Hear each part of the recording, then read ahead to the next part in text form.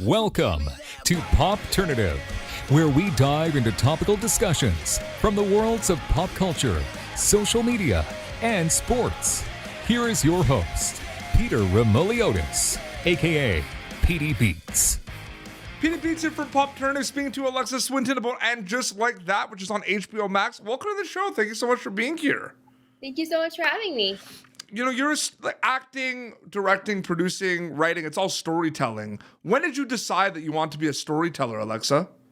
So my mom decided at the young age of 3 for me to be a storyteller, mostly because I was telling and acting in a lot of stories from a young age, making up things.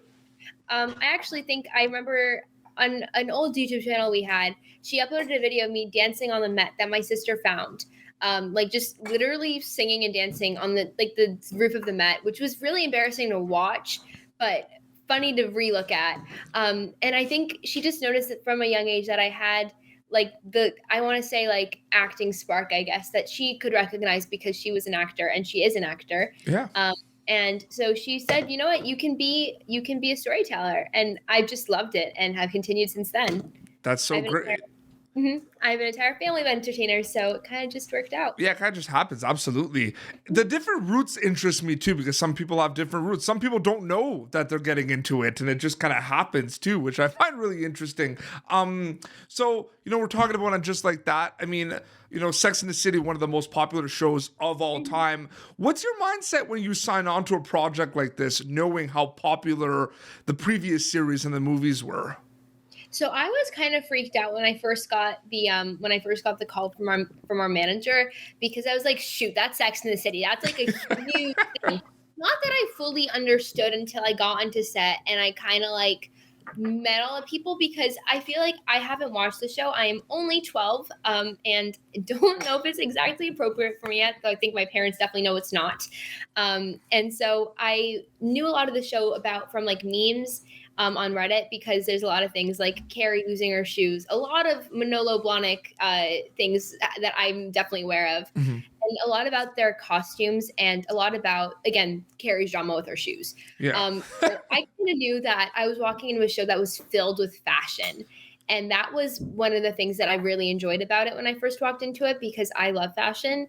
And so I was really excited for that. And I think I learned more about just how popular it was pretty quickly. Oh, that's great. Yeah, the fashion component for sure. That's really good. That's interesting, because I didn't think about that, but then you just said that, and it kind of seems obvious. Yeah, that was a big part of it.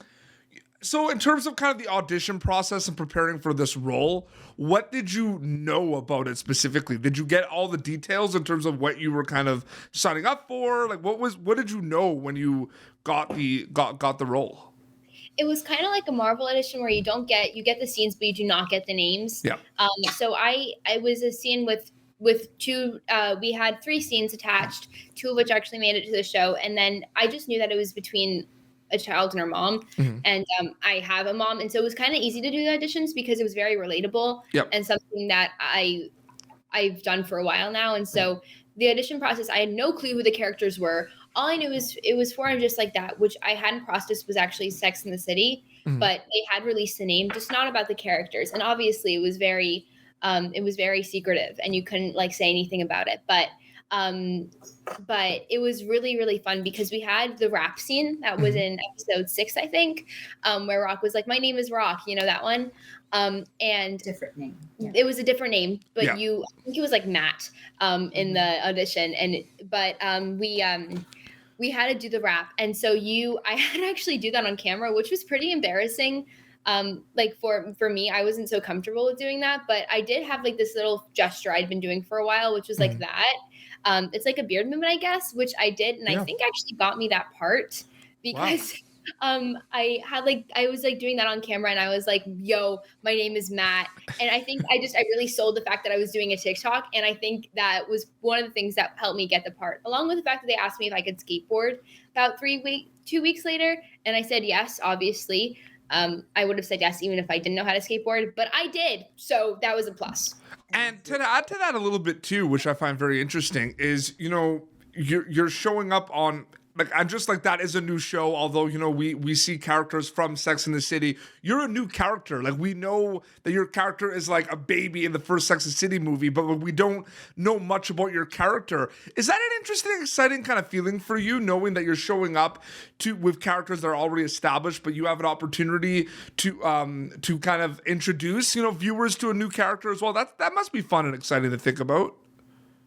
I think one of the biggest things is they had such a huge fan base, and pretty much instantaneously from the first picture they saw of Rose at the time in Rock Now was that they were wearing like a dress with a shirt over it, and they were like, that's the rebellious child because of like what happened in the second movie. And they made assumptions about the character just knowing from the old things, which I found really funny because that never happened to me before because I haven't been in a reboot or anything. And I was just like, it was really funny for me to see how they were like, they were taking like small little tidbits and things from past movies and TV shows that the Sex and the City franchise had, and they were trying to use that to make like assumptions about the new show. And it was really funny to see like what they were guessing for the characters and their storylines. It was also really nice because you kind of walked into like a set family because everyone had worked with each other so long and we're a family. And it was really just refreshing to see that. And that was kind of one of the nicest things I would say about the set. Everyone there knew each other. And like the three women, Cynthia, Kristin, and Sarah Jessica had just like such a sisterly bond. And I think that was one of the nicest things to see. Oh, for sure. That's awesome. Stepping a little bit away from it and just like that, you were also in M. Night Shyamalan's Old, which is pretty awesome. I'm a big horror movie fan. I love all of his work as well. The horror movie like landscape is massive right now. So my question in regards to that project is, what was it like working on a horror film, an M. Night Shyamalan film, but just a horror film in general, knowing how big the landscape and popularity of horror movies are right now, Alexa?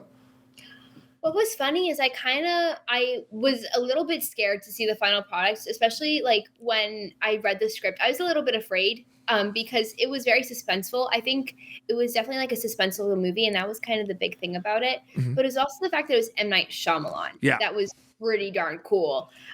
He is a huge name in the industry, and his horror movies are absolutely incredible. And he's always experimental and trying out new things. And I think it was really nice because this film in particular was easy to make in the pandemic because you were secluded on a beach. And so I think that also made it a tiny bit scarier because we were on this beach filming. And so it was like, wow, I didn't think about that. Yeah, that's interesting. My friends and I have talked about how we're a little bit afraid to go on beaches now, just because it was pretty scary. So we're not going on any secret trips that were very, small and not supposed to be shouted out from the rooftops, from the resorts because of that, for sure. Did it excite you? Oh, sorry. What were you saying?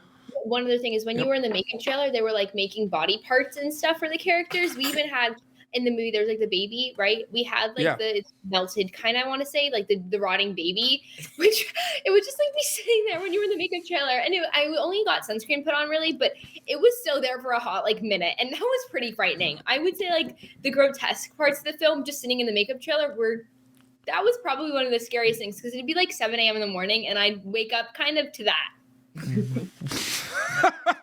That's crazy.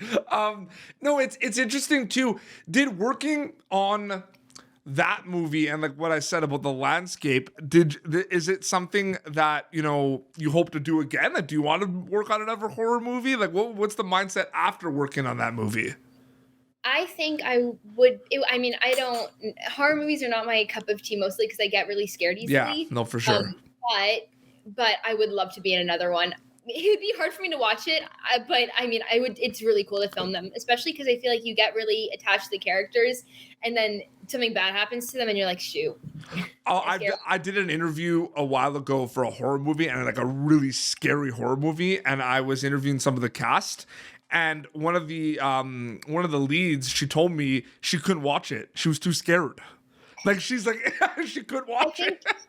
It's funny because even when you're on set filming, the product is so different than what you were working on. So it's always scary. I was really frightened to watch Old, but I definitely think that with the practice of this one, I think the next horror movie I'm on, it'll be a little bit easier to watch it again because at least I'll be like, we were on a beach. I saw them film this. It's okay. It's okay. You're good. You're good. That's even, what I used to do too. Like I remember like when when I saw like The Grudge with Sarah Michelle Gellar, I always got afraid of the trailer, and then I'm like, it's okay, I know her. It's Buffy the Vampire Slayer. It's not real. Exactly. I tried on Halloween, just this recent Halloween, I tried watching the first like 15 minutes of the original Ghostface. Am I forgetting the name? No, I'm right. Yep. Movie.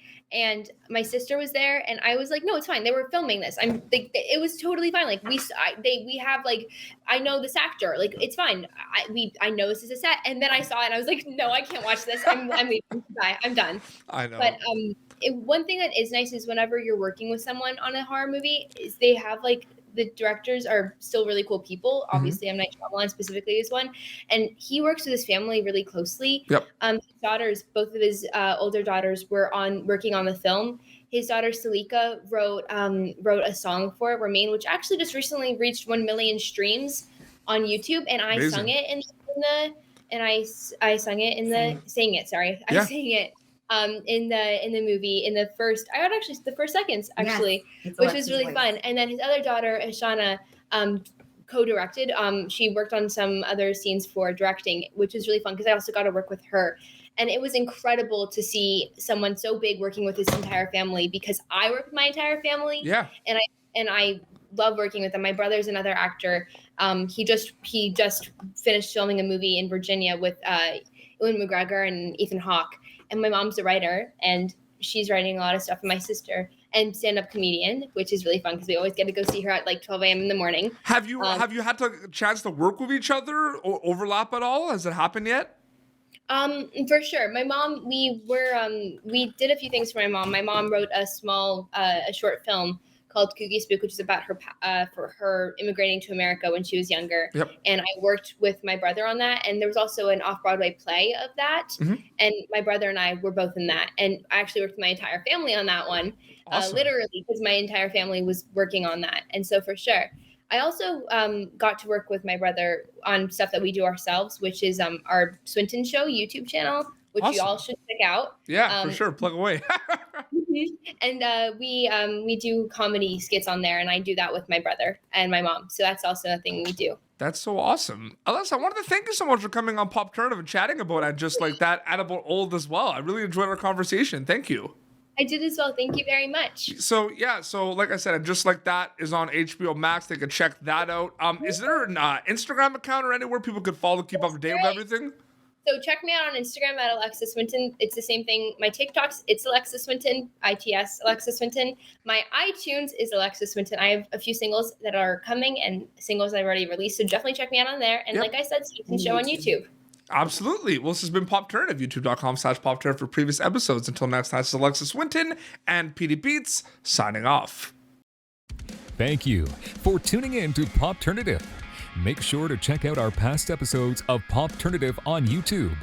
Be sure to like Popternative on Facebook and follow us on Twitter. This has been an Autograph Communications production.